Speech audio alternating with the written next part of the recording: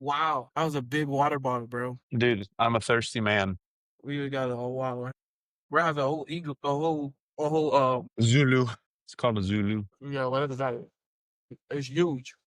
If you're What are not you hydrated, munching? I took one home with me after you put me on.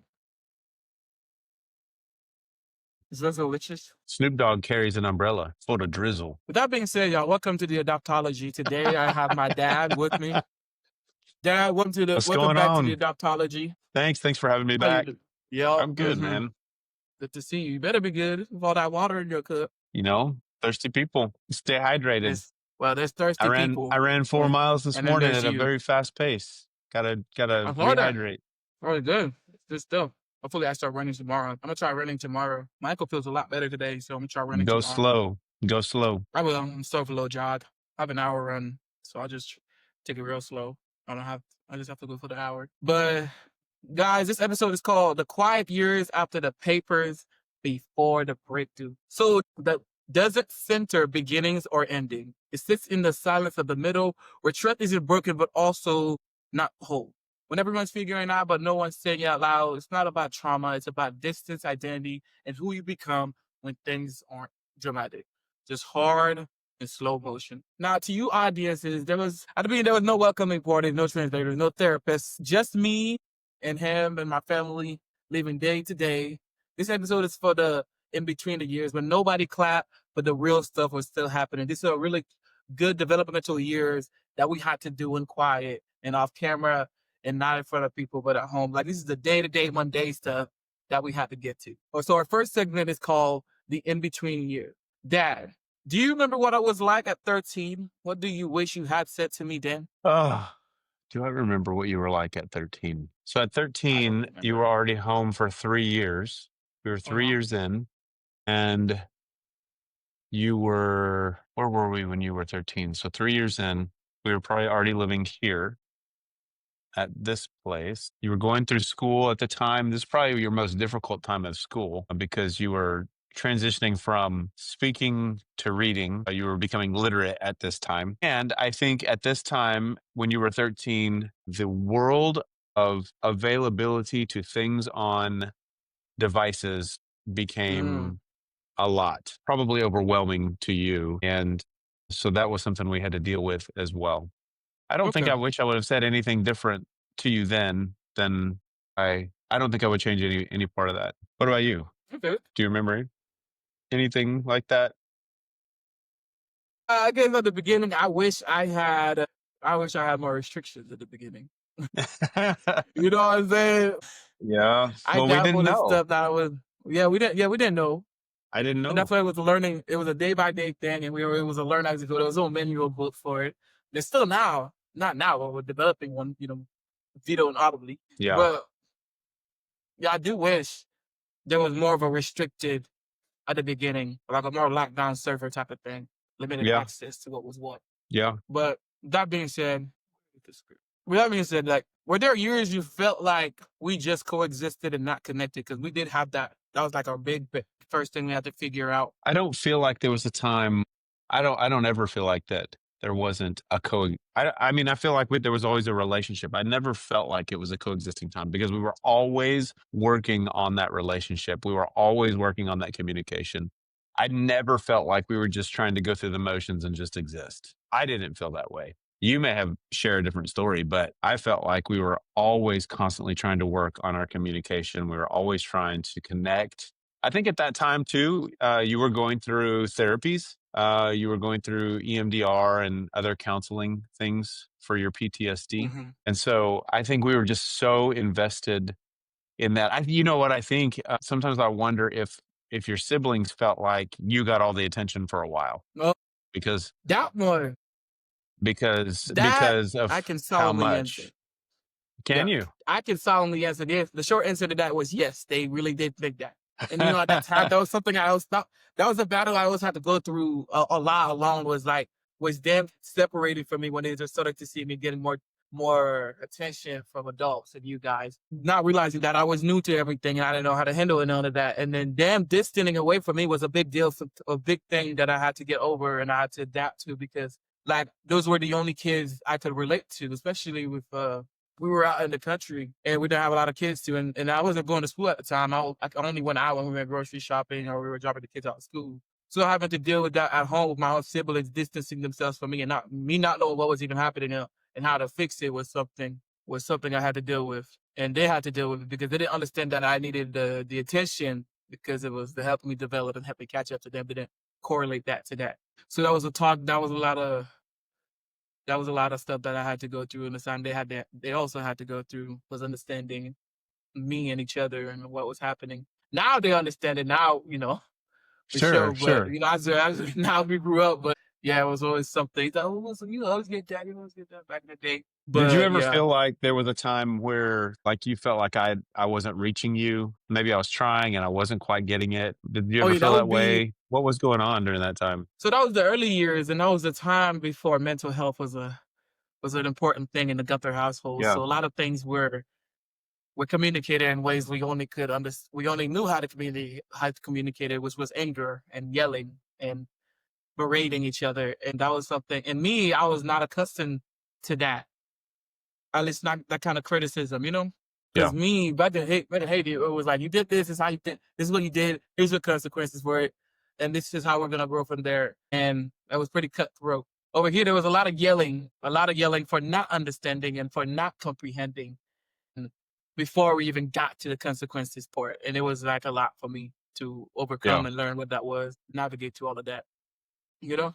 Yeah, that makes sense. That's my answer to that. And that's where I felt like we were being connected because I wasn't understanding all the yelling. Like I know I did something wrong, but why was this much yelling and this much criticism and not like we haven't even gotten to the point of consequences. So I was like, so that was something that Yeah. we were all figuring out at the time. Well, it's important for our listeners to understand and know that sometimes in that emotional distance, it's not Hmm. always about trauma, but it's always about growing into learning communication with each other. It's kind of like Hmm. that onion You gotta peel it. analogy. It's you got to peel it back, peel it back, peel it back, peel it back. It's built in layers. But if you don't lay those foundations, then you don't get to the point where we are now. I feel like we have a very good, unique Hmm. relationship as a family. One that we have prayed and prayed and prayed for, and really, honestly, we have worked really, really, really hard to get to the type of family that we are. We've all given a little, and we've all taken a little in our Hmm. growth in our relationship. So people need to understand that sometimes that emotional distance doesn't always have to do with trauma. It has to do with Yeah. growing together and learning. Yeah. And at this point, yeah, like you said, we have a great relationship. We have this synergy now. I just got to that part of the seven habits book, the Yeah, synergy and understanding, and like we really have to practice seeking to understanding first before we were understood, and that's the thing we did. That was that we yeah, learned through our therapy and our growth throughout the years is yeah. understanding first before trying to understand. It's taking a minute to see what a person across the room is yelling or not or saying before we can put our input in there. That's something that is not going to be picked up firsthand, but it's something that needs to practice and something you have to keep in your subconscious as often as possible until it becomes a habit you see every day. That's right. But that was that segment. Our next segment is silent loyalties. This first question goes to Dad. Did you ever feel like I was still loyal to my old life, even quietly? Well, I hope so. I hope that you were always loyal to your old life because I didn't ever want you to forget your old life Hmm. because that is the foundation for who you are today. Had you not gone through Hmm. what you experienced, then you wouldn't be where you are today. At the same time, I don't feel like that interfered with your growth in our family. I don't feel like that interfered with our communication. I don't feel like that interfered with our relationship because even if you weren't being quiet about it, you would have a tendency to talk through those things with us. So, what I had to learn, I think, and this kind of goes into the next question, but what I had to learn was that we are all extroverts as a family, and you Hmm. appear as an extrovert, but really you're an introvert. You need time by yourself to recover and to recharge and to just be by yourself, which was offensive into us in the beginning because we recharge by being around each other. Oh yeah. But that's the difference between an extrovert and an introvert. And so that's one thing that I did have to learn. I had to learn the difference in personality, because when we would see you in Haiti or we would visit with you, you had your extrovert mode on all the time. You were performing, if you will. We didn't see you in the evenings when we would leave or when we would leave back to the States. We didn't see those times you would recharge yourself by doing things alone and in quiet or in a small space. So that was a learning process, I think. Yeah. What were you protecting when you would get quiet? This is probably the hardest questions we've ever had. Yeah, they are. They're spending a lot of thoughts and emotions right now. So I'm trying to see how to navigate to that. Well, while you guys were there, it was the performance was just trying to hide, like I guess I was trying to like hide my story in a way, right? Like my origin. Did you feel pressure to have to hide that? Or was it just a process that you thought should happen? Well, at the time when I was young, I thought that was something you guys did not want, at least like my story, the way I was raised, my broken, family and all of that, the reason I wasn't there. I was like, it was me trying to figure out like what kind of kid do they want? Do they want vulnerable, upstanding? What kid are they in the market for pretty much? That's so And sad. and I think I was performing to what I thought you guys wanted. And that's really when I started to suppress everything at that point. Because before I met y'all, I was very open about my upbringing to all of my orphan kids because it was very like easy to talk to them about it because they could relate to it. Half of them, I believe, it or worse than me. So it's easy to be like that. And then when we got to adoption, it's like, do they want that side? Do they want a kid who's constantly talking about their past and their pain? Yeah. Why is this so hard? You haven't talked about this before. I haven't. This is So good. it's just like, so it was that. So it was just me trying to figure out what can I bring. I'm more of a giver, always been a giver. So I was just like, what do they want and what can I give? And what can I keep them from finding out? And what will make them deter away from me? So it was like, so at that time, it was like when I was younger, that was like what I was protecting. It was just like my market value. Yeah. And yeah, that's pretty much sums it up. I think, when we would go to the orphanage and we would do work, we would go down there to actually do work. All the kids would say, "Take me home, take me home." And it was like all the kids there were kind of doing some sort of kind of performance as to how good they Yeah. were or how nice they were or how athletic they were or how spiritual they were. So it Mhm. it I can see where it kind of felt like you had to be on show for that when you had visitors. So do you think that so you're at that point you're protecting your image, right? Because you Mhm. want to be attractive to a family. Did you feel like you had to keep that up even after the adoption? At least, yeah, for a while, I did. And I was like still in the stage is like, are they gonna refund me, send me back? Like, what is going on? So there was that stage. That point, I got at least coming to America, but I was really more in tune with, then well, obviously I just talked about it. But I was more thinking about like how do I maintain now that I'm here now, I'm there now, like when do I start letting this void of like trauma and PTSD like infiltrate the scene. So it was like a biggest thing. Like at some point, I think I even started repressing it without even realizing, like, okay, they don't want to hear about that, and I would just bring it up in like casual, like conversations. You know what I'm saying? Or just like real, like just casual. Like I remember one instance I realized I was letting out too much too fast was like I remember I think accidentally told this kid of something traumatic that happened to me in Haiti, like, and then you came back and you're like, oh, you can't tell kids that, or you can't tell like anybody that, and that was like hard. Yeah. So at that time it was like you were like you can't just tell anybody, you gotta tell it to people you trust, and like us, it's like because just dropping that because I didn't even know like I was dropping this like crazy traumatic PTSD stuff until I got that conversation. Because like literally what I told him is like I was raped, and then I just acted like it was normal because like it was something that happens all the time in Haiti. And like it's something I had to realize is like I have to like tell the proper people, and I have to be and that my feelings mean a lot more than just casual conversations. especially and you my had to be PTSD. protected in that. Yeah. So that was like America. It's like when we went to PTSD and then when we figured out why I was being the bed because of all the stuff I went through and all of that. So it was like, okay, so these are actually really bad and I need to be talking about them all the time until they become comfortable and I'm over them and stuff like that. It's like And you've worked through it. yeah, it's like getting over a breakup. Like the only way you're gonna get over it is talking about it all the time. That's one thing.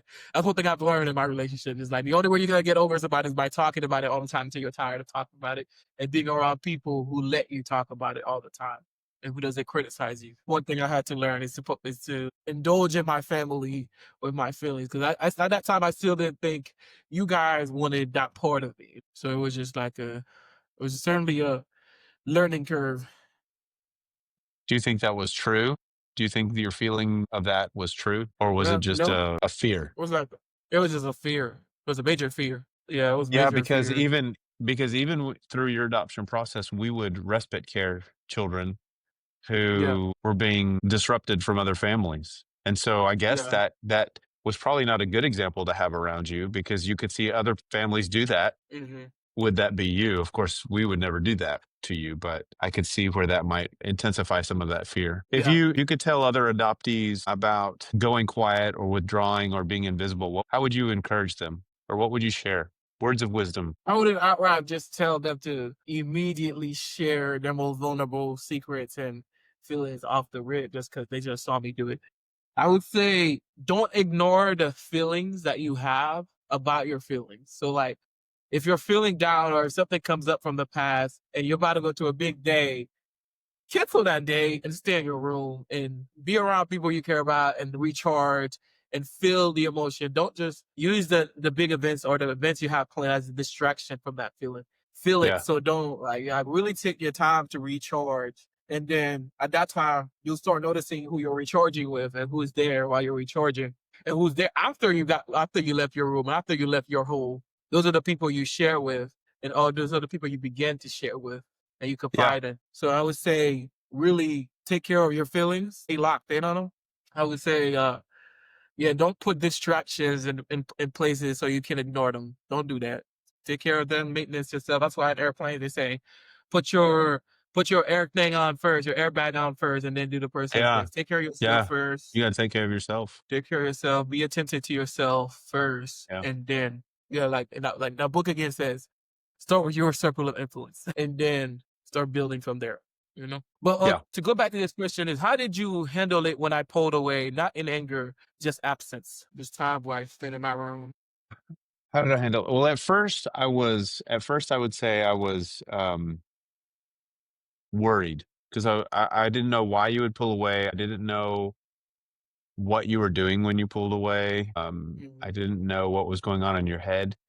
And when you would pull away, you would often go pretty silent and didn't want to talk, didn't want to well, oftentimes you just go to sleep. You go to bed and go to sleep, but your Yeah. poor body at that time really needed a lot of sleep because you didn't get much sleep in Haiti growing up in Haiti. So your body was trying to grow at the same time. So we were in the process not only of emotionally getting through what you'd been through, nutritionally getting through what you'd been through, and then allowing your body to heal itself after that process. So there's a lot going on in psychologically, mentally, physically, emotionally. And so I didn't understand that all that was happening at the same time. And the only way for you to work through some of that was for you to go quiet and to go silent and to go to bed or to go to sleep or to just to get under your covers in your room. Just needed that space. So in the beginning, I just really didn't understand it. And honestly, I think you were in high school before I understood that you weren't a true extrovert, that you have introvert tendencies and qualities more so than the extrovert side. And so Yeah. I had to not be offended that you were pulling away from us. You weren't doing it to rebel. You were doing it to heal. And if there's anything I would share to parents out there now is not always is it a rebellion. Sometimes it's a healing process and that needs to happen. You need to have the patience to help them and allow them to go through that. Yeah. Yes, I do appreciate that, even though yeah, I do appreciate that a lot, even though I didn't realize it. Like I remember when I first freshman year of college, Like this is when I started realizing like how introverted I am. Was like when I met Miss Retta, she immediately figured out I was an introvert because like I would never talk to any of the student art people. I would only go to work and then I would sit there quietly and do my thing. Cause like I was away from the space of SMA, from all of the people I knew, from all of the people I had to perform for, you know. Cause here I did not have to be a leader. I did not have to be an athlete. I did not have to be like the president's son in a way, you know. Yep, that's So I right. just took that time to just like chill. And Yep. so it was just, she was just, well, whoa, you don't do a lot of stuff around campus. Like you're really introverted, even though you have this like big social media presence and all of that. I'm like, really? I've been doing that my whole life. I didn't realize that's what it was. And then it was like, okay. So that's what I mean. Well, you Just read know, that weird relationship. you probably don't even realize this, but even Yeah. when people would film you at the orphanage for social media, you would totally perform. You would totally perform for when Yeah. they had the cameras out. You've always been that your whole ever since I've known you, since 6 years old. Been a performer. Give the people what they want. That has been my motto. Cause when you mentioned that was like going through all of this like psychological growth, physical growth, and all of that, like I was like sitting there thinking, it's like, dang, I was behind. It was every step You were. that a child my age was not supposed to be. You know what I'm saying? It was like I was behind physically, mentally, side of me. You know, I was like behind.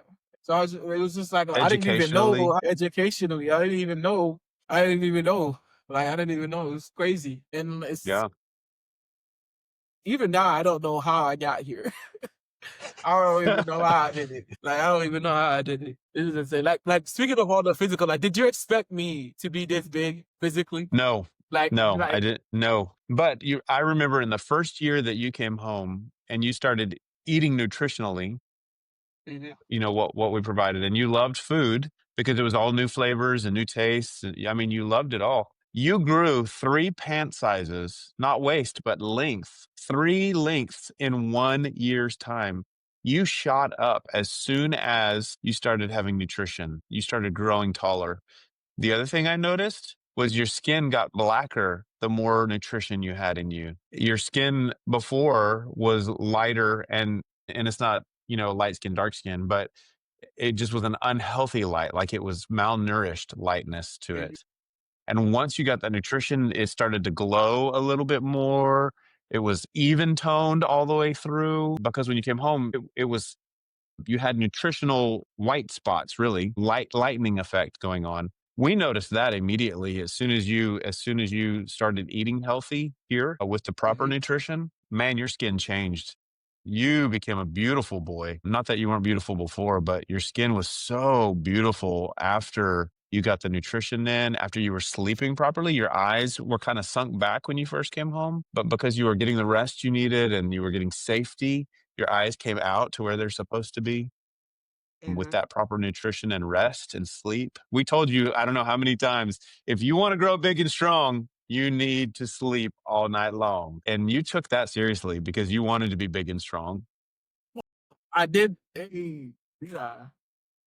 And I had no idea. I had no idea what potential was in there because you came home so malnourished and you came home a little sickly just because of the nutrition and the sleep deprivation and, you know, just the environment. But yeah, I had no idea. I had no idea you would be as big as you are. It's in that tells me it's in your genes. That's part of who you're Yeah, I was about to supposed say to I don't be. even understand how my kids were supposed to look like. I'm scared because like if you got, I was showing you guys a picture. I'm going to tell you what, they're going to be hungry. So you better make a lot of money to feed them. I will. That's the plan. I have no choice but to be successful. But like realistic, I came here. I think I weighed maybe 80 pounds, 70, probably 70, not 100. Couldn't be Now, I think it was 100. like 65 or 70 when you first came home. Yeah, I was You were scrummy. little. It was insane. I have to put it Yeah, when but this in that episode first drops. year, woo. Woo, oh my gosh! And When then, this episode drops, I'll drop a few pictures. but even then, Yeah. even after therapy, you got healthier because you weren't Mhm. carrying all that emotion in your body anymore. It was let go right after the therapy. And man, your muscles took off after that. And it wasn't just because you'd hit puberty. It's because your body didn't have to harbor all of those traumas anymore. Your body was holding on to it. We could visibly see you holding it in your legs. We could visibly see you holding it in your chest. We could visibly see you holding it in your jaw. And when you finally let go of those things, those trauma through EMDR, man, your muscles took off like that. I think Oh, this is the neat. first time we've talked through this process Yeah, it's about everything, the way everything went. in the way that brings us to where we are today. I don't think I could have talked about this 4 years ago because I wouldn't have seen the full picture that I see now. That's quite amazing. I mean, what a gift from the Lord to be protected for all of that. That means there's a purpose in you. That means there's a story for you. That means there's things you got to do. You're called to do that you got to accomplish because and you've been given all of that so that you can. Yeah, it's weird. Every time I think, I'm like, what am I doing? Like, what is the next step? I always gotta remember like where I came from and how much stuff I've already done. Yeah. It's like that's one of the things I was like thinking about today. Is like, is all of this gonna work? Like, what am I gonna do? How do I organize everything? Is all of these big dreams that I have? A lot of you guys don't know, but I've started this digital media business called. We decided on the name called Drivia. We went from Rovia, Drovia, and then Drivia, and it stands for Driven Media. This now I'm like, I was thinking about like, what should a story be behind it? Like, what is our mission statement and our mission values and stuff like that? Because that's like one of the things I'm sort of like going back in the book, the 7 Habits. Yeah. Like, what could our models be, and I'm going to what pull a can I book put I want my you to use. okay, but This is actually to show people who are listening about introverts. I was thinking about this while we were talking, but this book right here for parents to be able to understand introverts, especially if a parent themselves is not an introvert. It's called Quiet well, you got to send by me. I'm about to read that.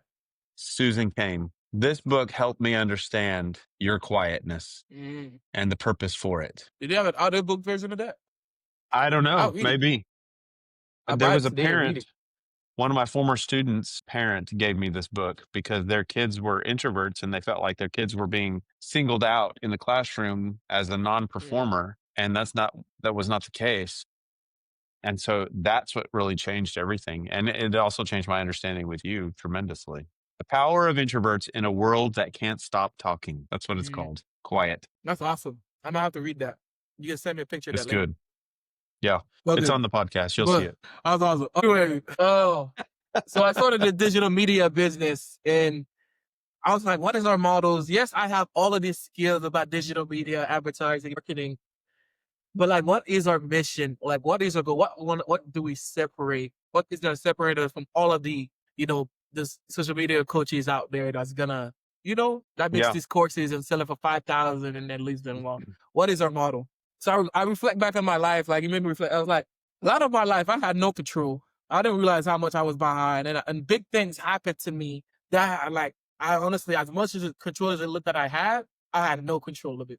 I had no control of what was happening to me, my body, my family, my surrounding. It was just like when those big things happen, those big moments, it's like, well, how do I navigate to all of it? Like, how do I get from point A to B, or how do I make it back from point B to A? Like, and I'm like, wow, our model is we help. I don't know, I haven't got it figured out, but it's supposed to say our thing is we want to put people behind the wheel of where they want to get, and we want to lay out the routes for them and tell them how much gas they will need and where to turn and which gas stations to stop at and the kind of questions they should be asking. So what we want, or what our You're business navigating. is about. Yes, what a business is to help people drive and not to be driven. So yeah, it's to help people drive and not to be driven. So our goal is to help people not only show them but teach them how to grow and how to be behind the wheel. Not through just like not just to being aware of popular trend, but to data analytics and controlling the data you get and controlling the analytics and controlling everything you get and how to use it and how to lay a roadmap Yeah. of the data we're going to give them. So that's our thing. We're gonna figure that out, Jay. So we're gonna put it on paper, and that's what we're gonna build off of. That was good. But I feel like we stay pretty much on topic, but we are straight from the script. Well, with all of this being said, about introverts and experience and all the trauma and PTSD and not knowing who your kid is, it's all part of small parenting. It's all part of the daily stuff that you gotta like be attentive to, and you gotta really invest yourself in those times and not those big like celebratory accomplishments. It's those finding happiness in the mundane, in the arguments, in the shutting out, in the quietness, in the crying, in the just in whatever it is, and just finding meaning and love in that, because those conversations is really important. Another example of this is I remember I remember one thing I used to always say to my ex. This is probably why she's my ex all the time. She's my ex right now. Was I always say, I love the fact that you disagree with me. That means I can talk to you. You Yeah. know what I'm saying? I Yeah. love that means Yeah. not only that motivated me to get to know her more. That motivated me to be present more. That also motivated me to grow as a person. Is like, I'm not with somebody that's just gonna agree with everything I say. And that opened with a whole world of figuring out, a whole world of possibilities. Is okay, okay. Now I'm not talking to somebody that's gonna kiss my butt, that's gonna do all of this, that's gonna act the way I want them to act or be the way I want them to be. It's a person with a real mind, real way of doing things, and it's like I saw it as an opportunity to, like, wow, I get to go down this path, this unknown, because a lot of people always expect me to know the answers to everything. I get 50 questions a day. They'll expect me to know, and I have to quickly send messages out, and I'm like, wow, okay, this is awesome. So get happy about not knowing, and get even more happy about finding out. So that's my small take for the day. I love that term you said, small parenting. It's Mm, like just showing up daily, yeah. even when the connection doesn't feel obvious. I love Hmm. that. Yeah. We did. I Yeah. think it's a good way to wrap up would be for you to talk about the value of the quiet years. Oh my gosh. The value of the quiet years. Are they wasted? Are they laziness? Are they growth opportunities? I mean, what was the value for the quiet years? I mean, everything. I think I did more work in my quiet room when I was doing nothing than when I was actually physically doing something. Well, ain't that bad, just like processing or just watching Yeah. Netflix and just letting it just all run through. Like, I would do this even after, like, we would go to like parties or church or like a movie for dinner. Like, I would just like take time to process what would happen. What just happened is like where I'm at. And I didn't realize it, but I was like stacking little bricks. Yeah. I think that's where my decision making came from, like my unfee independence decision. Because I always tell myself, like, how the heck am I so like, how do I make this decision so quick? And I see my sibling, my sister, them in here, like, how do they do that? Just realizes I was practicing in my room the whole time. Because Yeah. I didn't even realize it, but I would literally plan my next step out of the room, which direction I would take, and who I would talk to first, and how I would talk to him. Like, I would play out the whole scenario before I even like leave my room, or how like the day would go. And in that time, I was like putting like safety nets around everything. If this doesn't happen, do this. If this, do that. Okay. Oh my gosh, no. Understanding Python way better now. So else this, Yeah. finding, like, I was like doing all of this. Like, I was thinking like a developer. I didn't realize it. So people thought I was just like great with people. No, I'm just really good at practicing. That was one thing I excelled at, was practicing and taking time to rehearse. Even when I realized, like, I never took notes in class, but I was just doing it all mentally. It's like rehearsing, or like I would record the class on the audio format and listen to it later and understanding it in the way that I can understand it. So those quiet years, like, So they're they're not very wasted. important. They're not wasted. They are very, very important. It's like the backbone to who you are. It's like working on your spine. You know what I'm saying? Yeah. This is what everybody sees. But when you squat right, you live with your legs, you're good. Your back gets stronger. Your back stays healthy. So You're yeah, saying really this on take care of leg day. yourself. Today's leg day for me. Oh yeah, I did leg days already today. I'm about to go back for cardio, but I did leg day today. I think that's good for parents though to hear too that Yeah. those quiet years are not wasted years. Those are years of development. Those are years of growth. Those are years of healing. Those are years of sustainable foundation building. When you talk about adding those bricks to that wall, those are years of sustainable foundation building that leads you to the point where now in your adulthood your way that you process through things, and so you reserve that time for yourself without Mm, alienating anybody. You've learned how to manage that as well. mm, And you program it in there. And so you don't appear to be withdrawn or pulling away because you've programmed it in there. It's part of your schedule, it's part of what you do. And I think if you didn't have that room to do that or that time to do that, that would be a slow developing process. I also think that, and we've said this before, but adopting parenting, you have to be in it for the long game. It's not a sprint, it's Mm-hmm. a marathon. You and I are both training for marathons right now. And Yeah. and a sprint is much quicker, much faster results. You're in it, you're out, and you're done. But a marathon, you're in it even when you hurt, even you got to keep going because the race is not over yet. And the training to go into a marathon is so deep and long. Mm, Not that sprint training is any less, but what I'm saying is it takes the tenacity to keep going and keep going and keep going and yeah. keep going when you feel like you can't anymore. That's the long game in parenting for adoptions. Well said. Anything else I have to say to that? That is very true. Life like a marathon. Train every day. You got to train One every day. day you gotta train every day. Just running, eating healthy, being present. You take one day off Yeah. and you mess up that day, it delays that by one day. You take a day Yeah. off of parenting, it delays growth by one day. Mm, And you do that multiple days in a row, well, it mm, begins to exponentially grow in that yeah. It's like you're capping development. yeah. Like what people don't understand is that habits, building good habits and building bad habits works the same way. That is the same process for both of them. It's doing something over and over again until it becomes a habit. That's one thing. That's how habits work, There is are good or bad. there are 7 habits for highly effective people. Mm-hmm. Yeah, there you go. Another That good should be book. giving me another good book. Read that. But yeah, the 7 habits of highly effective people and Atomic Habits. It's building bricks. Like I can't run this week because I Is actually your did not ankle? listen to my. Yeah, I did not. I think it was Sunday. It was hurting the whole time, but I just kept running. I just kept running. I knew it was hurting, which was crazy. That's even crazy because back in the day, I had the same ankle tear, Yep. and I just could not play on it. It was Yep. the same pain, same everything, but I don't know how I could run this year, but not 3, 4 years ago on it with the same pain. So right now, yes, I'm learning the discipline. I'm learning the maintaining, but I gotta listen to my body.